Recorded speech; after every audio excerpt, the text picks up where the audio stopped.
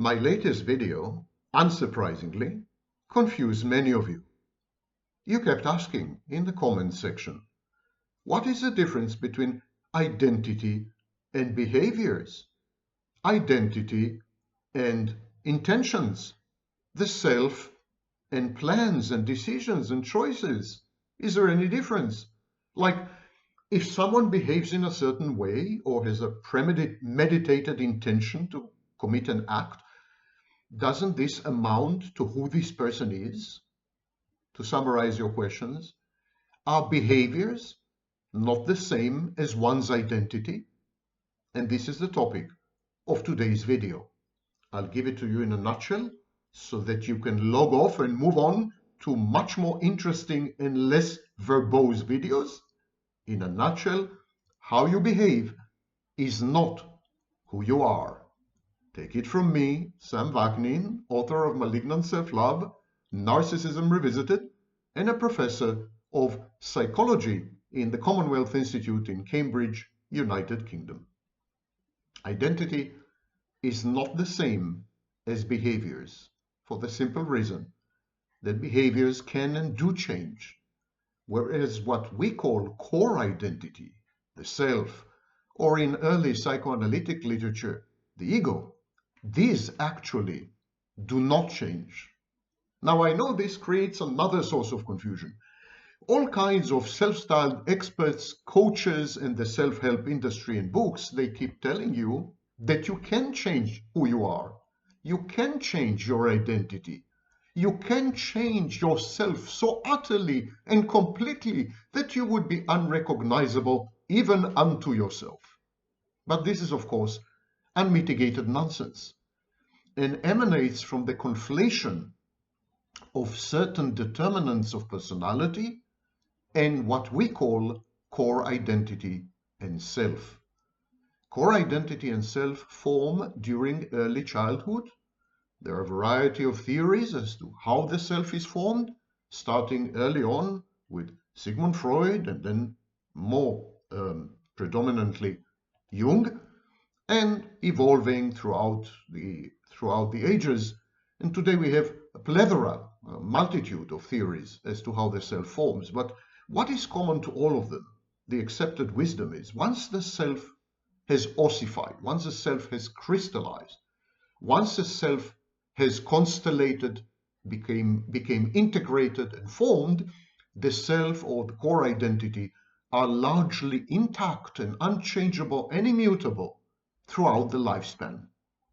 Now, of course, as you can immediately see, behaviors are not the same. Behaviors get modified. Behaviors change. Behaviors sometimes are radically contradictory. So, for example, you could be a drug dealer in the first 20 years of your adult life and then a rehab counselor in the next 20 years. You can be a black hacker or a cracker in the first 20 years of your life, and then you can become a white hacker or a white knight in the next 20 years of your life. You can change behavior so dramatically that it would appear as if your very personality has changed, and people would confuse it easily with who you are, with your identity. But the truth is that the self is about immutability. The self is the kernel, the core, the nucleus, which never changes, no matter what. The self renders you recognizable as you, regardless of circumstances.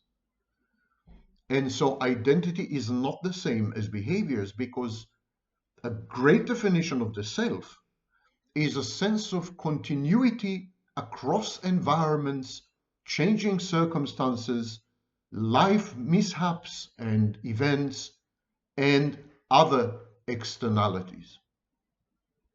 This sense of continuity and contiguity, this sense of jointness rather than disjointedness, this is what we call the self. It's always there, and it's present, and it's immediately accessible. You know you are you.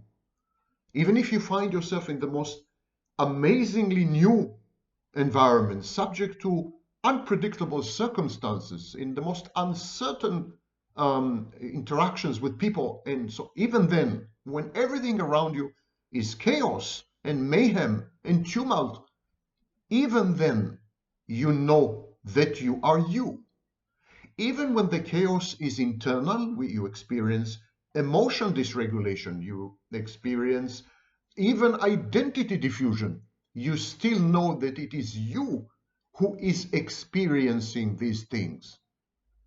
You can see that there is a vast chasm, there's a gulf, an abyss, a gap between, a yawning gap between who you are and how you behave. It is the who that behaves. Now, a single, unchangeable entity, this entity that is you, has a wide repertoire of potential, possible behaviors. The self is a flexible entity, but not in the sense that it rearranges itself, that it reframes itself, that it is self-transforming, that not in this sense. In the sense that it has the capacity to adopt behaviors which are perceived, rightly or wrongly, as adaptive, as responsive to the environment, as reactive to interpersonal relationships. Behaviors are like tools, like instruments. The self is always there, the same, unchanged throughout the lifespan, from about 6 years old until you die. And it is this self which um, makes the plans and the decisions and the choices and adopts behaviors. And yet the decisions, the choices, the plans, the goals, the behaviors, they are all superficial. They're all external to the self. They're like picking up a tool because you need to do something specific, picking up a fork or a knife or a spoon, depending on the type of food on the table. The fork, the knife, and the spoon are not the food. Don't confuse the two. Okay, so we've established that identity is not the same as one's behaviors, and that the self is a sense of continuity precisely because it's immutable. It doesn't change, unlike behaviors, which often change and are often modified by external input. It's easy to prove, by the way.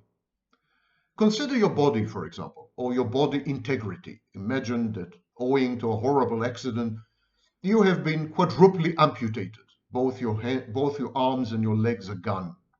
Would you still be the same? Yes, you would still be the same.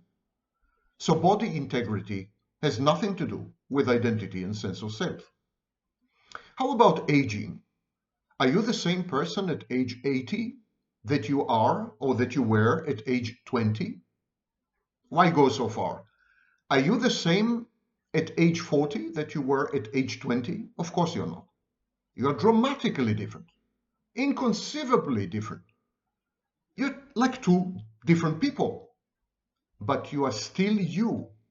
You still maintain the sense of this is I. This is I who is aging. This is I who has been amputated. This is I. There's a core, a stable core, which links all these events together into a fabric, into a narrative, which makes sense of your life and is explanatory, his hermeneutic. It's an organizing principle and an explanatory principle. One could say, therefore, that the self is a narrative, and it's a rigid narrative. There's no way to edit this specific document, and it is this rigid narrative that rearranges choices, decisions, behaviors, goals, plans, rearranges them in ways which always sustain the narrative, make sense, and afford a perception of continuity. The self-concept is this narrative. Now, of course, narratives could get distorted and pathologized, for example, in narcissistic personality disorder. But the narrative is always there, even in narcissism, even in borderline personality disorder, where there is an identity diffusion or identity disturbance. regardless of what happens to your body. You age, you get amputated, it changes in a variety of ways owing to illness or whatever, substance abuse. Regardless, you're always you. And you wake up in the morning knowing that you are you and nobody else. The self is therefore also an exclusionary principle. One could conceive of the self or reconceive of the self as a kind of boundary. This is me. You are not me. This is me. The world is not me. This is where I end and the world begins. This is where the world ends and I begin. It's a boundary condition. Now, I've got another proof for you. Imagine that at the tender age of 19, you have murdered someone, killed in cold blood someone, murder first degree, and then you escape. You become a fugitive from justice. You roam the earth in unknown corners. You disappear off the face of the planet. You forge your documents and so on and so forth for many decades. And then one day, owing to face recognition software or God knows what, you are captured in, of course, Mozambique. You're captured in Mozambique and you're brought back to the United Kingdom, where you have committed the murder at age 19. But now you're not 19 anymore. You're 79. And yet, you will still be judged. A verdict would be rendered against you, and you will do time in prison probably for the rest of your natural life. Why is that? Because at age 79, you are still the same person who has committed the crime, who had committed the crime at age 19. You at age 19 is the same you at age 79. And that means you have criminal responsibility for what you have done, even 60 years later. And why is that?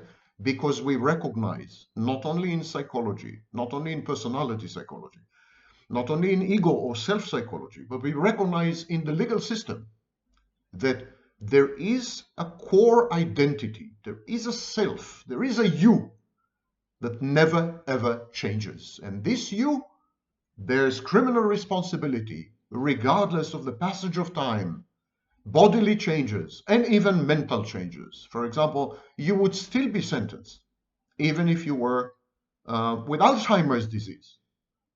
Imagine, you're 79 years old, you have Alzheimer's disease, you don't know who you are. Definitely, you have no recollection of what you may have done at age 19. You don't recognize anyone around you.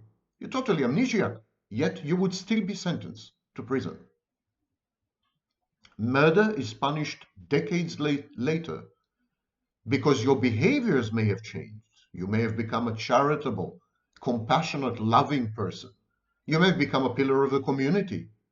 Your behaviors may have changed dramatically. You no longer murder people. And yet, the new you, so to speak, pays the price for the old you, because the new you and the old you are ultimately a single you. And that's, of course, why SS criminals who served in extermination camps have been hunted all over the globe and brought to justice. Adolf Eichmann, many others. Think of a corporation. In the 18th century, there was a new invention, the corporation, limited liability companies. These were considered to be the equivalent, the legal equivalent of individuals. A corporation is like an individual because it has a self. It has a sense of historicity. It has a sense of continuity. A corporation is the same corporation despite changes in its entire personnel. Consider, for example, IBM, International Business Machines. IBM has been in existence for many, many decades. Its entire management has died a few times over. There is not a single worker in IBM today who has worked in IBM in the 1930s when it sold machines to the extermination camps in Germany. And yet, it is the same corporation. It could, for example, be fined and punished for actions that it has taken during the Holocaust in Germany. It could benefit from business decisions made in the 1980s. Regardless of the changes in personnel, in management, in working methods, in behaviors, in policies, less green, more green, it is still the same IBM, the same corporation. There is continuity of the self, of the idiosyncratic individuality of the corporation. The behaviors of the corporation may change, the policies of the corporation may change, the personnel of the corporation may change, the management may go away and another management installed, the entire board of directors may disappear, and yet, in the eyes of the law and in the eyes of people generally, it is still the same individual, the same corporation, because the self never changes. It's immutable and should not be conflated and confused with behaviors. We will discuss in a minute what happens when you have multiple selves. Dissociative identity disorder, which used to be known as multiple personality disorder, which used to be known erroneously as split personality, and which was wrongly associated with schizophrenia and psychotic disorders. Multiple personality disorder is a phrase I like very much because I think it captures the clinical essence of the disorder better than the more modern dissociative identity disorder, and we'll discuss in a minute what happens in this case. When you have multiple selves, multiple streams of consciousness, multiple continuities, are you then responsible? Are you then the same as your behaviors? Should you be judged for any acts you have committed as one personality when you are now another personality? We'll talk about this in a minute. The reason we are confusing behaviors with identity is because of our culture and societal mores and conventions. Our civilization, modern civilization, is founded on action, not on being. We emphasize acts, we emphasize decisions, we emphasize choices and goals and plans. We're very action-oriented and we ignore the dimensions of being, of existing, of becoming. Our civilization is founded on action and on objects. It is materialistic. It is a death cult. And that is why people say your behaviors are who you are, when manifestly they are not. And they say this because our culture, our societies, our governments, our institutions, they keep informing us that what matters is what you do.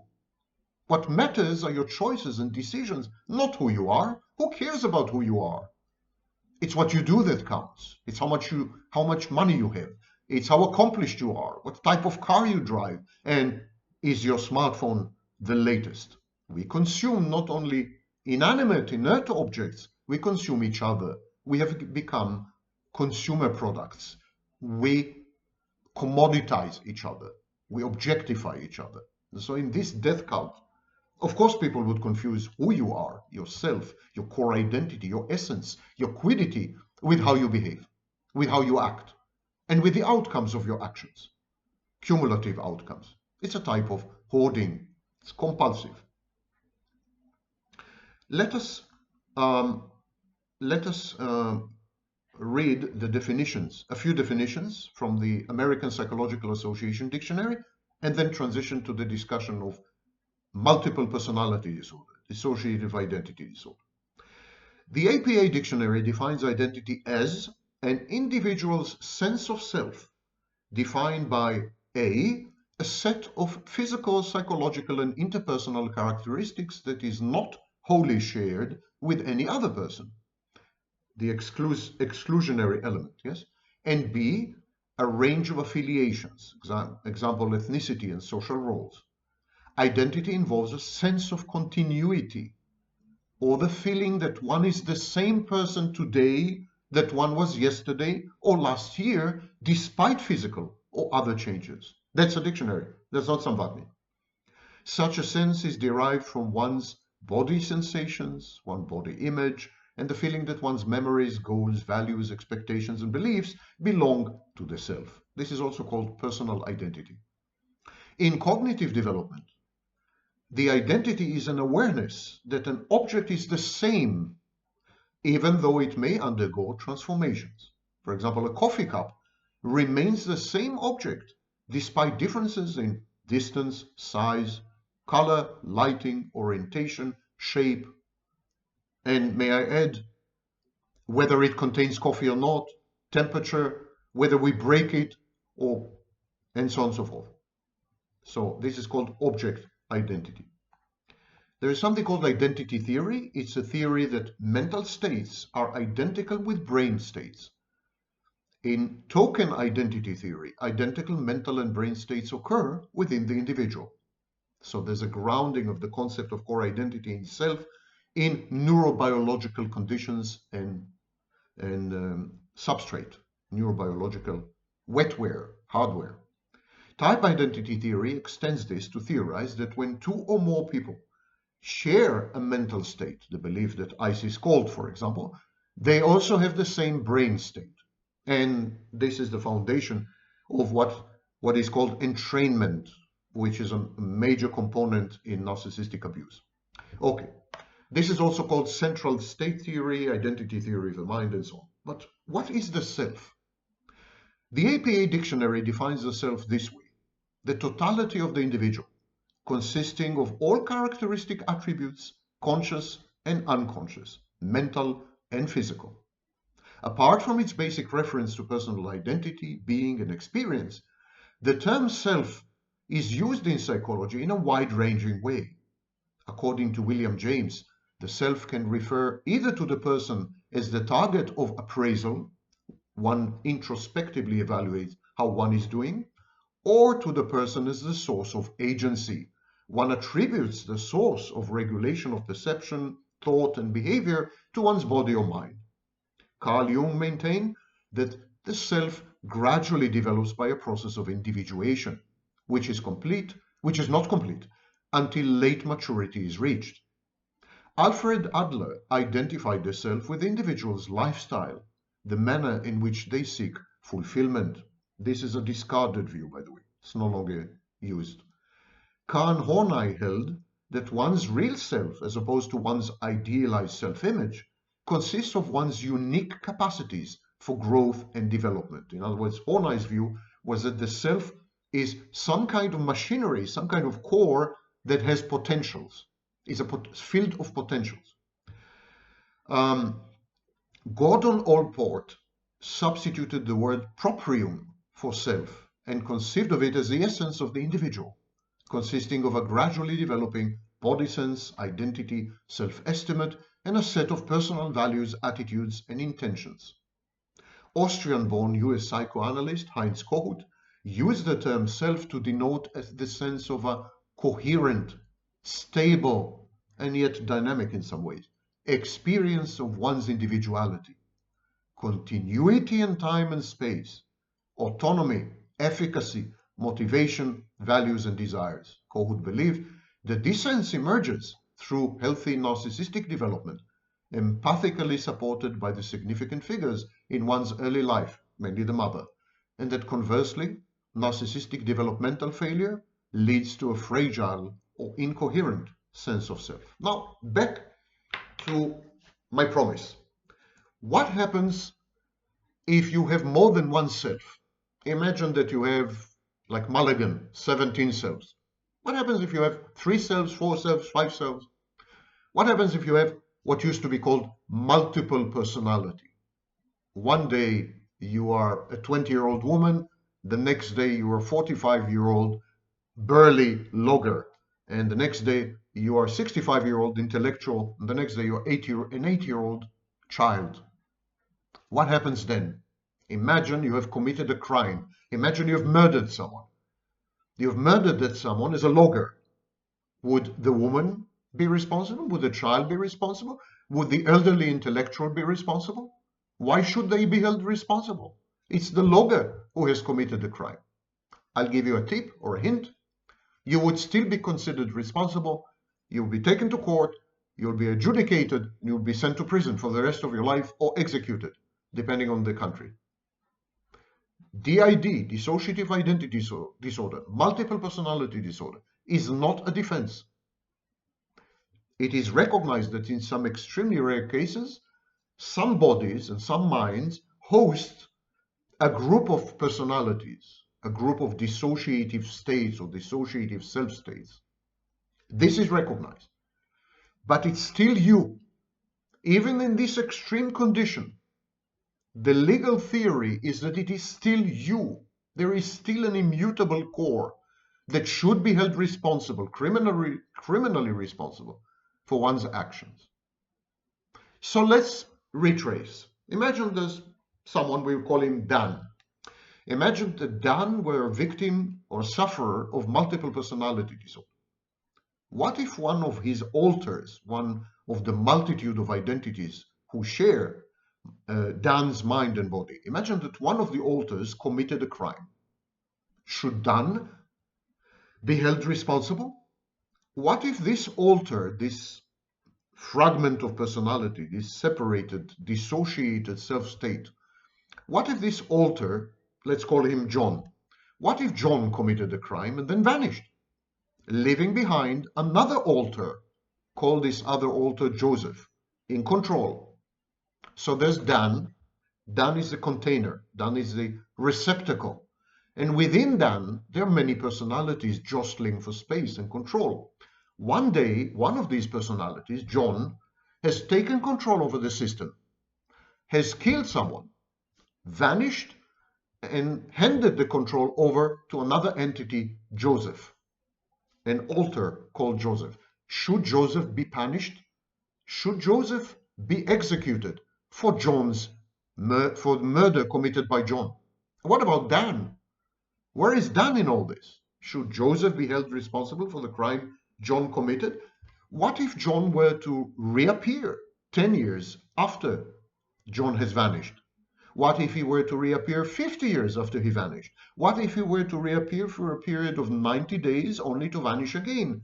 And what is Dan's role in all this? Who exactly then is Dan? In which sense does he have a self? And in which way does the continuity of this self compromise Dan, legally speaking? Buddhism compares man to a river. Both man and river retain their identity despite the fact that their individual composition is different at different moments. The possession of a body as the foundation of a self-identity is a dubious proposition. Bodies change drastically in time. Consider, for example, a baby compared to an adult. Almost all the cells in a human body are replaced every few years. Changing one's brain by brain transplantation also changes one identity, even if the rest of the body remains the same. And so the only thing that binds a person together, gives him a sense of self and a self-concept and identity. The only thing that binds someone together is time, or more precisely, memory. And when I say memory, I mean personality, skills, habits, retrospected emotions. In short, all the long-term imprints. The body is not an accidental and insignificant container, of course. I'm not saying this. It constitutes an important part of one's self-image, self-esteem, sense of self-worth, and sense of existence, spatial, temporal, social, this proprioception. But one can easily imagine a brain in vitro, in a vial, in a jar, as having the same identity as when it used to reside in a body. One cannot imagine a body without a brain, or with a different brain, as having the same identity that it had before the brain was removed or replaced. In other words, a brain without a body is still the same person, same identity, same self. A body without a brain is not the same. What if the brain in vitro, in the above example, in a jar, could not communicate with us at all? Would we still think that it is possessed of some kind of self or identity? The biological functions of people in coma, for example, in a vegetative state, are maintained. But do these people in a vegetative state, do they have an identity, a self? And if so, if they do, why do we pull the plug on them so often? It would seem, as it did to Locke, the philosopher, that we accept that someone has a self-identity if, number one, he has the same hardware as we do, most notably a brain, and B, he communicates his humanly recognizable and comprehensible inner world to us and manipulates his environment. We accept that someone has a given the same continuous self-identity if he shows consistent, intentional, willed patterns, memory, in doing B for a long period of time. It seems that we accept that if we have a self-identity, we are self-conscious, um, then we must satisfy some conditions. Number one, we discern, usually through introspection, long-term, consistent, intentional, willed patterns, memories in our manipulation relating to our environment. That's one condition. And the second condition, others accept that we have a self-identity. And this is the amendment introduced by Herbert Mead and Feuerbach. Dan probably, now let's apply it to Dan, okay? Remember, Dan has multiple personality disorder. So first of all, Dan probably has the same hardware as we do. He has a brain. He communicates his humanly recognizable and comprehensible inner world to us, which is how he manipulates us and his environment. And so Dan clearly has a self-identity. But Dan is inconsistent. His intentional, willed patterns, his memory, are incompatible with those demonstrated by Dan when Dan is in a different, as a different alter, in a different self-state. Though Dan clearly is possessed of a self-identity, we cannot say that he has the same self-identity he possesses every time. Like his self-identity changes with every alter. In other words, we cannot say that Dan is always Dan. Dan himself does not feel that he has a self-identity at all. He discerns intentional willed patterns in his manipulation of his environment, but due to his dissociative state, his amnesia, Dan cannot tell if these patterns are consistent, if they're long-term. In other words, Dan has no memory. Moreover, others do not accept Dan as Dan.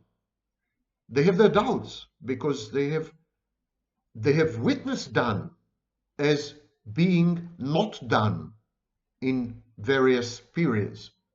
They have witnessed Dan become John. They have witnessed Dan become Joseph. They have witnessed Dan again become Dan. So they don't know who is Dan anymore, and they can't trust Dan to be Dan, and they're not absolutely not sure that John and Joseph are Dan in any meaningful sense. Having a memory is a necessary and sufficient condition for possessing a self-identity. And in the absence of memory, or at least shared memory, it's very difficult to claim that someone has a self-identity. John, Joseph, they do not share memories. In dissociative identity disorder, there's no sharing of memory. There's no universally accessible memory database. And so this raises the first qualm, the first doubt regarding the existence of self-identity in dissociative identity disorder. Remember the conditions posed by Locke. I'll summarize them for you again.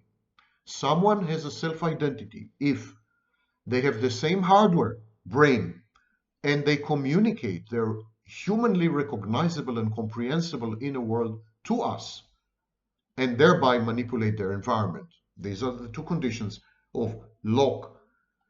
Someone has a given continuous self-identity if they show consistent intentional patterns of will and memory, if they repeatedly do B for long periods of time, repeatedly communicate their internal environment and manipulate it, and manipulate the external one.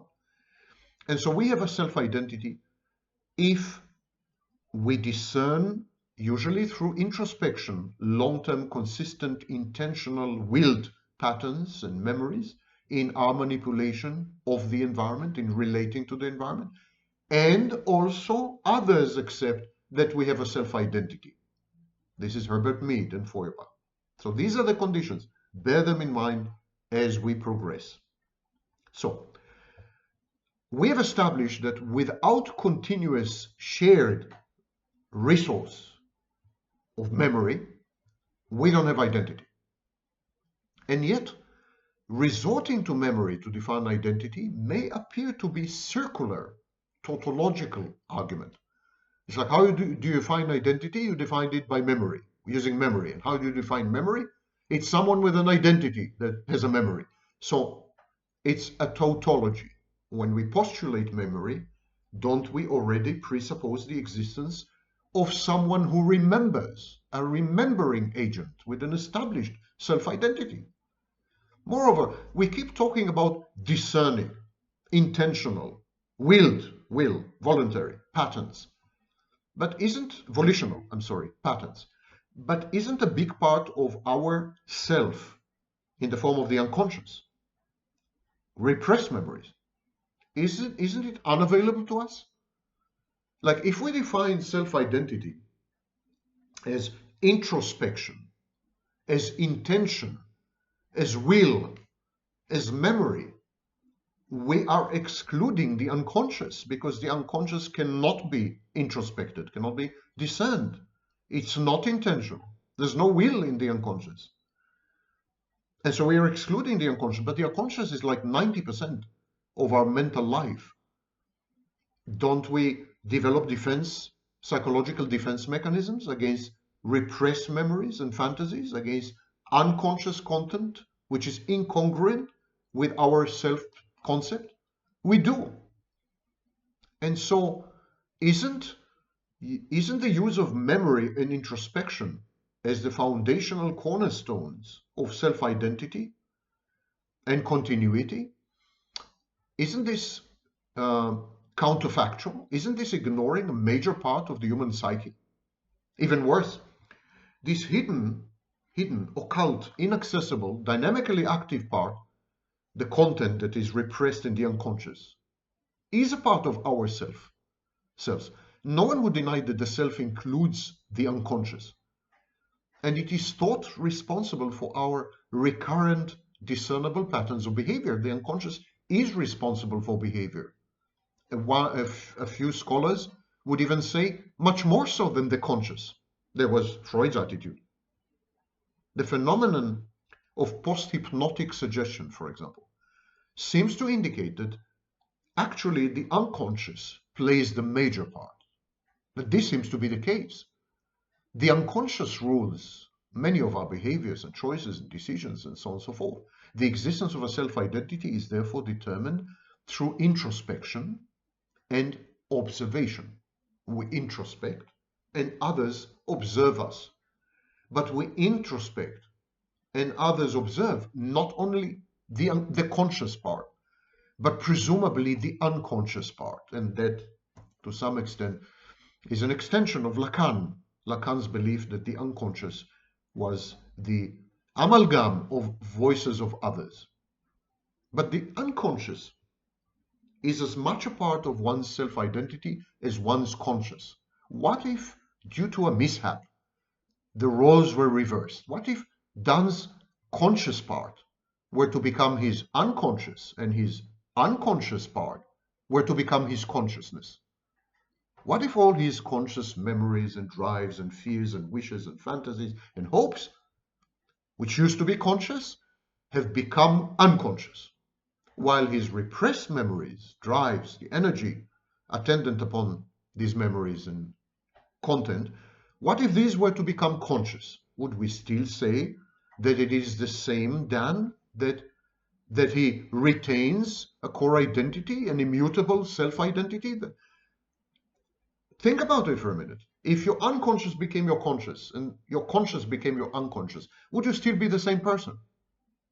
And yet, one's unremembered unconscious, one's repressed unconscious, the content that has been relegated to the outer darkness, the oblivion of the mind, the unconscious, for example, the conflict between id and ego in a psychoanalytic theory, the unconscious determines one's personality and self-identity to a large extent. The main contribution of psychoanalysis and later psychodynamic schools is the understanding that self-identity is a dynamic, evolving, ever-changing construct and not a static, inertial, and passive entity if we take into account the unconscious. Later theories have discarded this insight. Modern theories do not regard the unconscious as a dynamic agent of selfhood or personhood. Current thinking is that the self is largely conscious and that consequently it is a stable entity across the lifespan. And yet psychoanalysis, iconoclastically, dared to suggest early on, about 100 plus years ago, that maybe the self is a river, maybe it is in flux, and the vortex, the energy which renders it fluid, is the unconscious. And this casts doubt over the meaningfulness of the question with which we started our exposition. Who exactly is Dan? Dan is different at different stages of his life, according to Erikson, and he constantly evolves in accordance with his innate nature, according to Hume. He is reactive to his past history, according to Adler. His drives control him, according to Freud. His cultural milieu affects him, according to Horney. His upbringing is crucial, informing him, according to Klein and Winnicott. His needs dominate, according to Murray. And there is always the interplay with his genetic hereditary makeup, of course.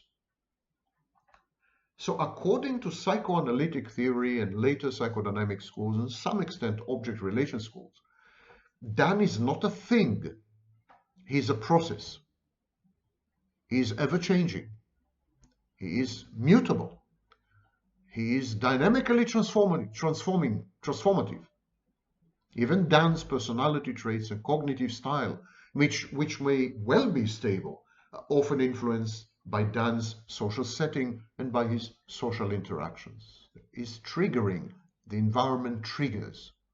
As we well know, in dissociative identity disorder, the environment does trigger transition between alters.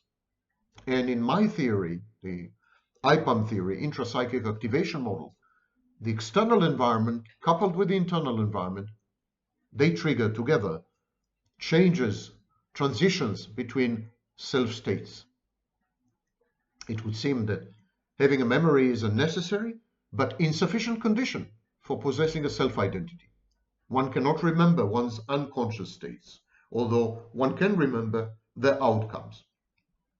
For example, the behaviors they generate. To remind you, all this has been discarded. That is not the mainstream view, that is not the orthodoxy, and that is not what I teach at university. Today we believe that the self-core identity are stable across the lifespan. We minimize the importance, or we even doubt the existence of the unconscious. Our current approach is much more observational, behaviorist, if you wish. It's like behaviorism 2.0. And yet I delve into all this to show you that there were major thinkers who belonged admittedly to specific traditions and schools who doubted the stability and rigidity and lifelong viability of a self-identity.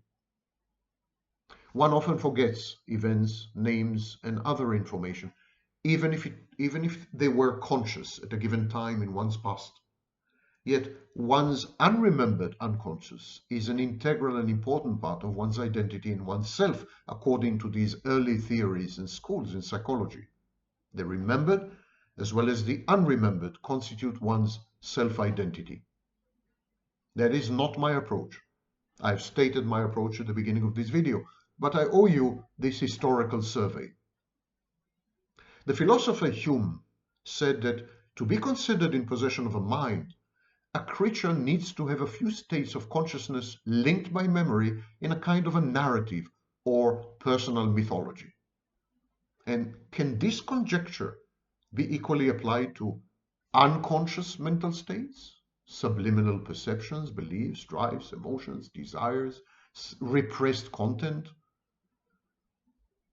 Are they all linked via some kind of narrative or personal mythology? Do they constitute a form of inaccessible memory, maybe pre-verbal or non-verbal in some cases? In other words, can we rephrase Hume and say that to be considered in possession of a mind, the creature needs to have a few states of consciousness and a few states of the unconscious, all linked by memory into a personal narrative? Is this the idea? Isn't it a contradiction in terms to remember the unconscious? Is there such a thing as inaccessible memory? In which sense is it a memory? This is the core. These are the core problems that undermine the psychoanalytic and psychodynamic attitude to selfhood, to the self, to self-identity. Because the involvement of the unconscious renders the whole thing nonsensical, basically. The unconscious and the subliminal are instances of the general category of mental phenomena which are not states of consciousness. They're not conscious. For example, sleep, hypnosis. These are non-conscious states. But background mental phenomena are also in many ways not conscious. For example, you hold on to your beliefs and knowledge even when you're not aware, you're not conscious of them at every given moment. It's not like every given moment you create an inventory of everything you believe in and everything you know. And yet they are somewhere in the background. You're holding on to them. We know that an apple will fall towards the earth. That's called gravity. We know how to drive a car, automatically speaking. It's a dissociative state. We believe that the sun will rise tomorrow. But we don't spend every second of our waking life consciously thinking about falling apples, driving cars, or the position of the sun. The fact that knowledge and beliefs and other background mental phenomena are not constantly conscious does not mean that they cannot be remembered. And so I'm postulating a third state. Maybe it's the equivalent of the subconscious or preconscious. It's a third state of all the things that are not thought about but are known. So I'm appropriating Christopher Bollas's concept of the unthought known, although he meant it in a different way. He was referring to pre-verbal stages of life. But I think there is a general state of the unthought known, things that are in principle accessible and remembered, but they're not in consciousness constantly. These things can be remembered either by an act of will, volitionally, or sometimes involuntarily as a response to changes in the environment or to some stimuli and so on. The same applies to all other unconscious content. Unconscious content can actually be dredged up, can be recalled. That's the very foundation of psychoanalysis as a system of treatment modality. Psychoanalysis is about reintroducing repressed unconscious content to the patient's conscious memory, making this content remembered. And there is even a reaction to this, abreaction. It's kind of energy that comes with the content. In fact, one's self-identity may be such a background mental phenomenon. It's always there, but it's not always conscious, not always remembered. The acts of will which brings your selfhood, your self-identity, your core identity into the surface are what we call memory and introspection. I suggest, therefore, that the self is there, always present, immanent, but is not constantly accessible. In order to access your sense of self, your experience of identity, of being, of existence. In order to do this, you need to exercise your will.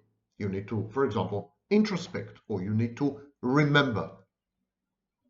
This reconciles all the theories in physics, because now we have a situation where the self is stable, immutable, represents a core, and also is sometimes forgotten, so to speak, not accessed, which could give the illusion or the perception that either there's no self there, or there's a different self, or that the self is changing. So, that the self is changing is a mistaken perception, either external perception, observation, or internal perception, introspection, a mistaken perception of the absence of the self in consciousness. When the self is not present in consciousness, which is a lot of the time, you could be forgiven for believing that yourself is changing. It is only when you re-access yourself via memory or via introspection that you realize that you are the same person. Nothing has changed. You are you. And this sense of you, this continuity and contiguity, are unimpeachable, indisputable. You immediately know they're true. Memory is just a mechanism by which one becomes aware of one's background, always on, omnipresent, all-pervasive self-identity. Self-identity is the object and the predicate of memory and introspection. It is as though self-identity were an emergent, extensive parameter of the complex human system, measurable by the dual techniques of memory and introspection. We therefore have to modify our previous conclusions, I think. Methinks having a memory is not a necessary or sufficient condition for possessing a self-identity. It is merely the mode of accessing the self-identity. And the same applies to introspection. We're back to square one. The poor souls in Oliver Sacks's seminal tome, The Man Who Mistook His Wife for a Hat, poor patients there are unable to create and retain memories. They occupy an eternal present with no past. This happens in, for example, Korsakov syndrome. These patients are thus unable to access or invoke their self-identity by remembering it. Memory is not available to them. They don't have this instrument. Their self-identity is unavailable to them, though it is available to those who observe them over many years. But it exists for sure. And so, while they're not able to access their identities via memory, surely they must be able to access their identities via introspection. Therapy often succeeds in restoring pre-amnesiac memories and self-identity using exactly this, introspection. So I would say that the self is not only stable, is not only the same across a lifespan, it's also incorrigible. Self-identity is not always on, not all pervasive, but it is not only always on, it's always on. Is not only all pervasive, it is all pervasive. It's sometimes unconscious, but it's there, available to be accessed. But it is also incorrigible. In other words, no one, not an observer, not the person himself, no one can disprove the existence of one's self-identity. If you try to negate your self-identity, if you observe yourself, introspect, if you revisit your memories in a desperate attempt to prove that you don't exist, you will fail, of course. Because who is it that is introspecting? Who is it that is revisiting the memories? And why these visits are identical across decades? The nature of these visits, the pattern of these visits, the character of these visits, it's the same. It's the same mechanism accessing the memories. So, not you, and of course, no observer can prove that you don't exist, can disprove your existence, disprove your self-identity. No one can prove that a report about the existence of his or another's self-identity is mistaken, wrong, or false. And this is the intersubjective problem. We have no access to other people's minds. We rely on self-reporting and observation. It is equally safe to say that no one, not an observer, nor the person himself, can prove or disprove the non-existence of self-identity. So, self-identity, if I were to summarize, is inaccessible to argumentation. It is an undecidable proposition. So, would it be correct to say that no one can prove that a report about the non-existence of his or another self-identity is true or false? Let's go back to Dan's criminal responsibility. Dan suffers from dissociative identity disorder, multiple personality disorder. An alter of Dan, John, has committed murder and vanished, handing over control of Dan's system to another alter named Joseph. What is Dan's criminal responsibility? It depends crucially on the answers to these questions. Dan cannot be held responsible for the murder if Dan can prove that he is ignorant of the facts of his action, if he can prove the non-existence of his self-identity, and if he has no access to his former self-identity, John, he can hardly be expected to be aware and cognizant of these facts.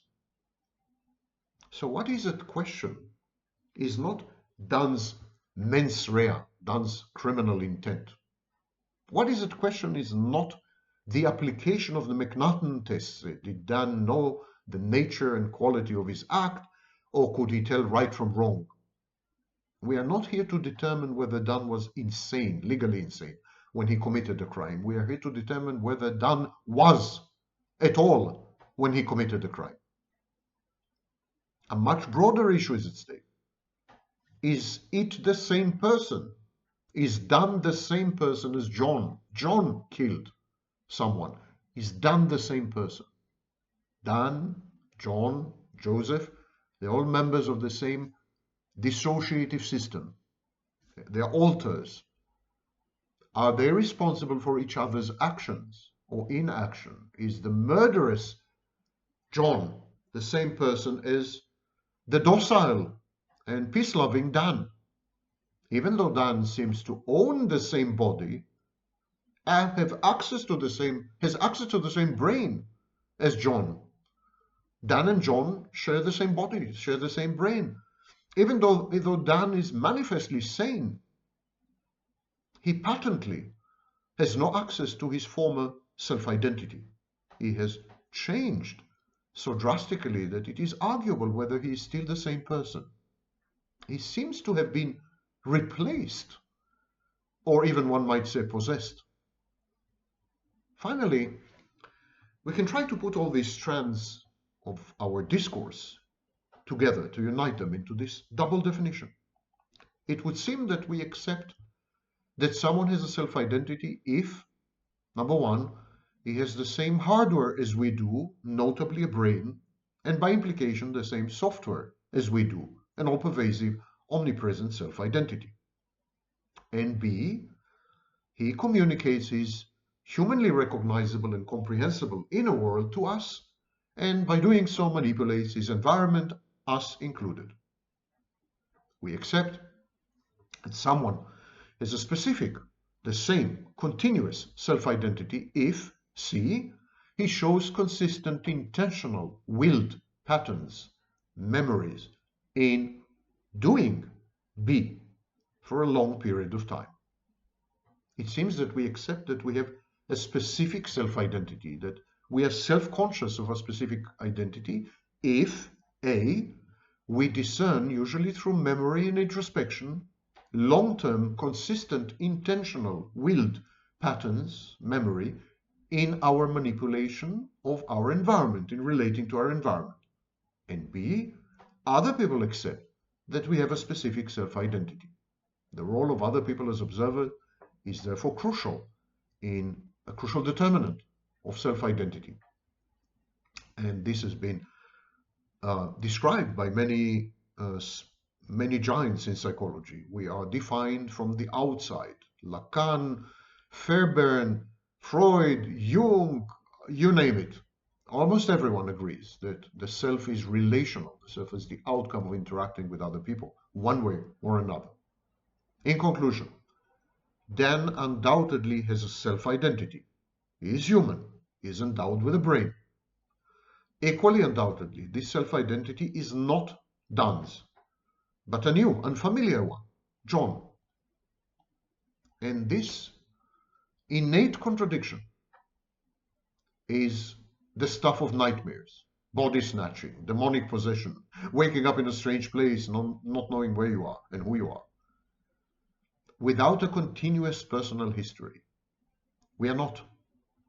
Dissociative identity disorder proves conclusively and dramatically that when memory breaks down, when it is not shared, there is no self-identity. And that self-identity is one and the same, a stable construct, rigid, cast of stone until you die. It is what binds our bodies, states of mind, memories, skills, emotions, cognitions into a coherent bundle that is known as identity. Dan speaks, Dan drinks, he dances, he talks, he makes love. But throughout this time, he is not present because he does not remember Dan and how it is to be Dan. He has no experience of being Dan because his body and mind are hijacked by John and Joseph and others. He may have murdered someone, but by all philosophical and ethical criteria, it was most definitely not Dan who has done it. The legal system would say otherwise. Legal theory would say otherwise. But psychologically, there is no question that in dissociative identity disorders, there is a severe problem with the emergence of a self that is coherent, consistent, stable across time, across a lifespan. And this outlier, this psychopathological outlier, teaches us everything we need to know about the self. The self is who we are. It never changes. Because it never changes, it affords us the sense that we are who we are, the sense of continuity across time, environments, people, relationships, and events. We are who we are since we gain consciousness, age 3, age 4, age 5, age 6, and until the very day we die. And that is why it is wrong to conflate or confuse who we are with what we do, how we behave. Because actions, behaviors, patterns of behavior, policies, ideas, plans, beliefs, values, they're all changeable, immutable, and they often do change across a lifespan. But who is doing the change? Who is doing the changing? Yourself is. This hard rock inside you that ossified in the formative years into becoming you and only you.